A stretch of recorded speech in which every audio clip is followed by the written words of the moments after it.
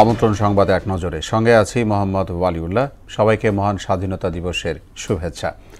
মহান স্বাধীনতা দিবসে জাতির বীর সন্তানদের প্রতি শ্রদ্ধা জানিয়েছেন রাষ্ট্রপতি মোহাম্মদ শাহাবুদ্দিন ও প্রধান উপদেষ্টা ডক্টর মোহাম্মদ ইউনূস। জাতীয় স্মৃতিসৌধে ভোর ৬টার দিকে শ্রদ্ধা জানান তারা। পুষ্পস্তবক অর্পণ শেষে বীর শহীদদের স্মৃতির প্রতি বিনম্র শ্রদ্ধা জানাতে সেখানে কিছু সময় নীরবে দাঁড়িয়ে থাকেন তারা।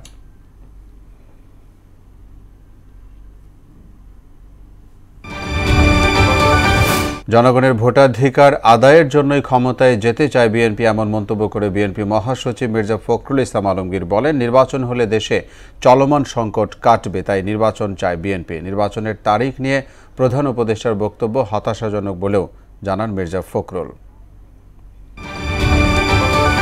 নানা আয়োজনের মধ্য দিয়ে পটুয়াখালীতে মহান স্বাধীনতা ও জাতীয় দিবস পালিত হয়েছে। এদিকে বিনম্র শ্রদ্ধার ভালোবাসার মধ্য দিয়ে ব্রাহ্মণবাড়িয়ায় মহান স্বাধীনতা দিবস পালন করা হয়। দিবসটি উপলক্ষে আজ বুধবার ভোরে সূর্যোদয়ের সাথে সাথে ৩১ বার তোপধ্বনির মধ্য দিয়ে দিবসটির শুভ সূচনা করা হয়।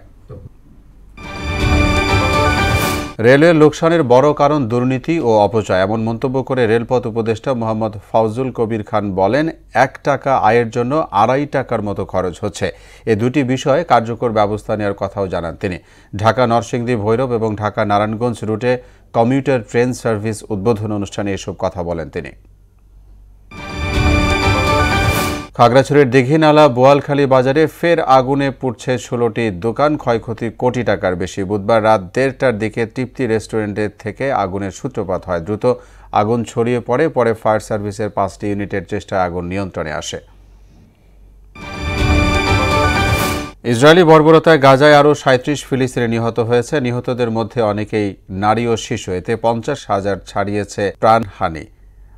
আহত হয়েছে ১,১৩,০০০-এর বেশি মানুষ। এদিকে যুদ্ধবিরতি চুক্তি লঙ্ঘনের পর গাজায় এ পর্যন্ত ৩ শতাধিক শিশু নিহত হয়েছে বলে জানিয়েছে শিশু বিষয়ক আন্তর্জাতিক সহায়তা সংস্থা সেভ দ্য চিলড্রেন। এ ছিল সংবাদ এক নজরে। সবশেষ খবর সবার আগে জানতে মোহনার সাথেই থাকুন।